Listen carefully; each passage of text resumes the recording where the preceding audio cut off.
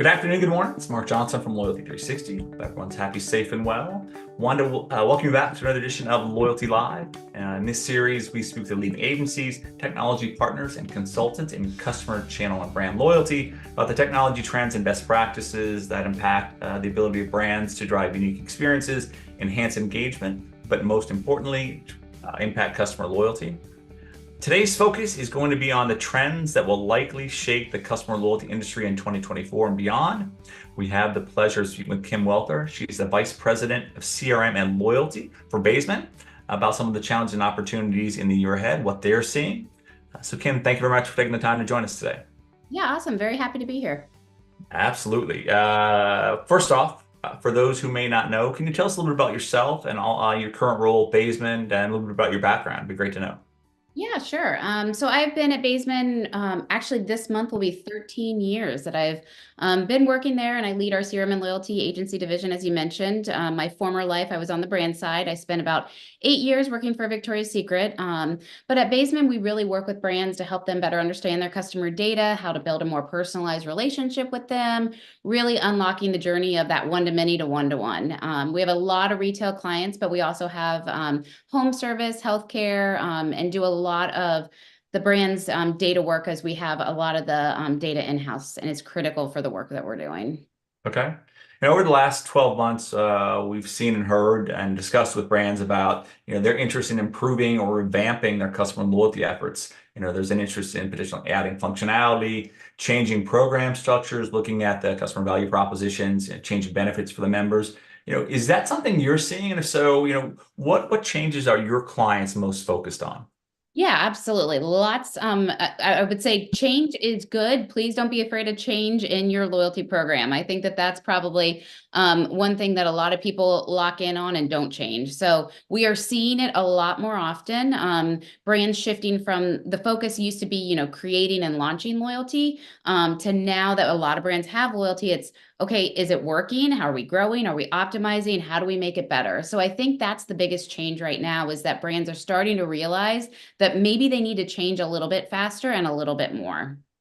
Okay. And what are some of the program changes, enhancements that you think brands should be focused on in 2024? I think the biggest enhancement we really are going to be seeing is that connection outside of the transaction, Yep. whether that's emotional loyalty, experiential loyalty. Once you've created kind of that perceived value of the program and that hard, tangible benefit, I think it's important that we really start to look to driving engagement in those softer benefits, engagement within the brand. Customers wanting, early access, stay in the know, making sure that the program is developing more of that brand loyalist and not focus so much on the tangible hard benefit.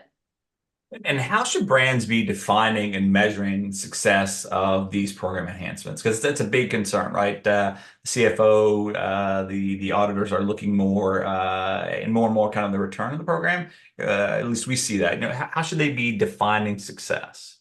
Yeah, I think this is one of the biggest challenges for brands as they look at program changes. Most people will set kind of, here's where we're at pre, here's what we're looking to be post from a KPI perspective. But I think what's important to understand is there are a lot of outside factors that are going to play into that maybe not be the loyalty program. So you have to be really careful as you're measuring results. Really align the success metrics to the goals of the redesign. You got to make sure that you're aligning those program objectives. If you pull back on your funding rate, your goal shouldn't be to increase your reward demand sales, because those aren't aligning. So you really got to make sure that that financial model is pretty solid to make sure that your metrics and you're hitting the right goals to make sure that those enhancements improved versus kind of put a detriment to the program. That makes sense. So when you look at the measurement of programs, as you mentioned, it's a big focus. Interesting to your perspective on funding rates and maybe kind of the unintended consequences that may have. What do you believe are the top 3 or 4 metrics brands should focus on? I would say from a loyalty program perspective, definitely number one is that active membership and that retention rate. I kind of think those go hand in hand. The reward redemption rate is important at measuring kind of engagement. But if it's not a reward redemption, whatever that top perceived value benefit is, we really need to be looking at that engagement level. And then I also think there's a metric around kind of an activity engagement score. I think that's the newest thing that We're seeing a lot of brands want to understand, well, outside of the transaction, how are our active members engaging with us? Are they opening emails? Are they writing reviews? Are they getting points for activity? That's an important metric that I think isn't talked about enough. Okay, yeah, interesting. I think that's something we see as well, and also kind of the whole idea around initial onboarding the program to that first transaction or subsequent transaction as well, and looking for that kind of the most optimal journey for the customer. Absolutely. So, are your clients asking you for different metrics now than they may have in the past? I think it's two parts. One is there's still a lot of metrics that we've had in the past that are still important. So, the steady metrics we just talked about within the KPI is very important, but we do see some new things. I think some of the newer things around how do we stack up against other programs has been an interesting kind of conversation lately. As businesses might be a little bit more challenging in 2024, there's always that interest of how is everyone else doing. So I think that's a good benchmark as well. And then layering on that engagement scoring that we just talked about, I think that's critical in kind of a new way of thinking of metrics. So always, the old is still important, but the new is just as important. When you look at your current clients, maybe sales prospects, what are they asking you for regarding their customer experience, customer loyalty efforts? And is it the same as last year, a little bit different? And potentially, how do you see that changing in 2024? I think what we're really seeing in 2024 is most are looking for that differentiator. Like, how is our program not just a spend and get and looks like everyone else? I think that's the biggest thing from the past that we're seeing right now is how do we kind of harness a differentiator and make that roll through our loyalty program and make it more successful? How can customer loyalty and kind of a brand's commitment to their customers address some of the potential challenges? I think brands really need to recognize how they meet their customers in 2024. I think value is going to be something that's going to be critical, and value is going to be delivered in price. It could be customer service. It could be convenience and service. But I think it really needs to be around brands loyalty in 2024 to put the customer first, and we try and create that value in all ways possible. When you look at customer loyalty programs, one of the things we saw last year in our loyalty trends report is this whole idea of see a sameness, kind of an overused kind of moniker, but that differentiating your customer loyalty, customer experience offers programs can be challenging. Is this something that you see in the market as well? Yeah, as more and more brands have loyalty, that main hard benefit, it's hard to get that differentiator. So you really want to look to your program and answer, do we have a good program? Is it not only driving retention in the next purchase, but is it also building brand loyalists through our products, our customer experience? The top programs are going to be able to do both of those, and you really want to put yourself under a microscope to make sure that you're doing both of those things. Okay. And when you look at advice or suggestions you may give to a brand who are looking to differentiate their customer loyalty rewards, their programs, or their strategy, what do you suggest? Yeah, I think people probably make that a bigger challenge than it really is. It's as we work with a lot of brands, it's really interesting how we can find a way to focus on a brand's uniqueness and the value they can bring.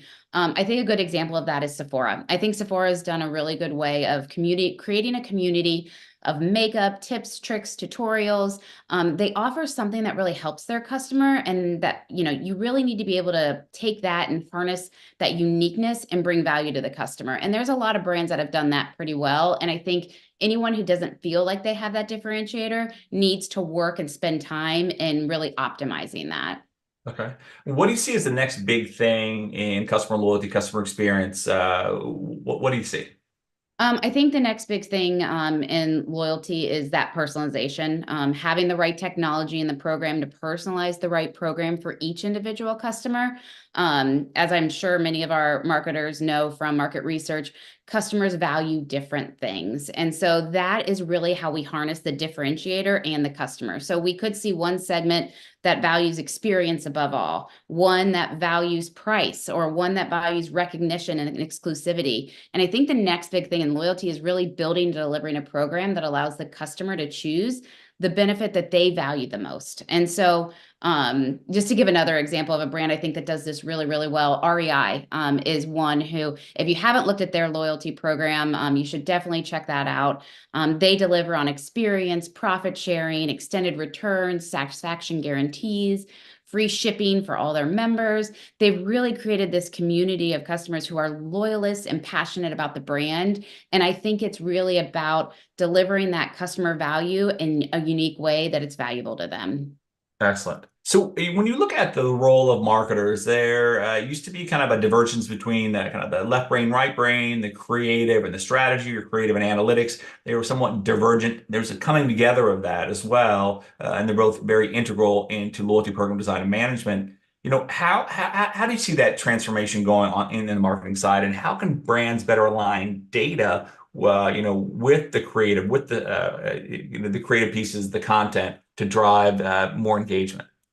Yeah, I think that's actually a very unique kind of conversation that's going on, Mark, especially where 10 or 15 years ago, you saw creative and marketing very separate. And now you see creative and marketing usually coming under the same umbrella, the same leader. And so I think there was that recognition that those need to work in lockstep with each other. And it's more important now than ever that the data, the strategy is helping drive the creative. And creative goes through just as much testing and learning as the strategy and data. So I think it's critical that they are talking to each other, that they understand the synergies and the energy that they can bring when they're working together. Absolutely. When you look at the role of data in marketing, what's the essential, or what should the essential function of data be in marketing optimization or in an optimal marketing outreach? Yeah, I think looking at customer data is critical and making that move to that more personalized marketing strategy.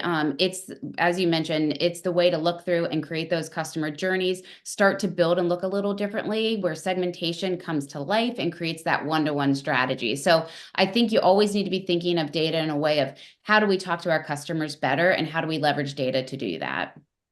When you look at kind of the amount of data, the cleanliness of data, it gets to be kind of a challenge. A lot of times, consultants come in and try to sell them, a huge kind of transformation process that makes it very difficult to measure. But how can marketers determine, whether a given data set is valid, or how much data they should have or they need?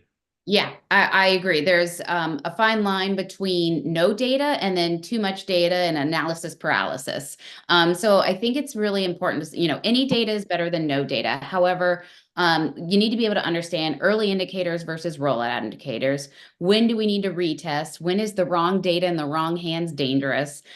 So we always go through, triple check your data, make sure that you are telling the story of what the data was intended for and what we can pull from the data. You can't go wrong when that need to know critical data is being used to drive strategy, but also understand kind of the dangerous pitfalls of too much or looking at it in the wrong way as well. When you look at the customer loyalty offerings today, what do you think the biggest challenges that exist that you see? Well, probably based on my previous answers, you can probably guess what I'm going to say, but I do think consistently technology is the biggest challenge by far for brands. A lot of other challenges are in the metrics, strategy, lack of resources, but those can be supplemented with partner. I think that internal technology constraints are the biggest challenge for a lot of brands. I think the brands need to really commit to a brand strategy of loyalty above all else and allocating the team, the resources to allow for a flexible and ever-evolving loyalty program. And don't let the hurdles of technology stop the strategy from being done. That's what I would say is probably the biggest challenge. Well, thank you very much, Kim, for taking the time to speak with us today. It's a pleasure to speak with you as always. You all have a very unique insight into the market. And one thing I like about talking with you is not only you're smart, but you also are very succinct in how you approach the questions. There's not a lot of extra. And so I think that makes the interviews with you more impactful for sure. Awesome. Thanks for having me, Mark. Absolutely. Thank you, everyone, for taking the time to listen, and make sure you join us back for another edition of Loyalty Live soon. Until then, have a wonderful day.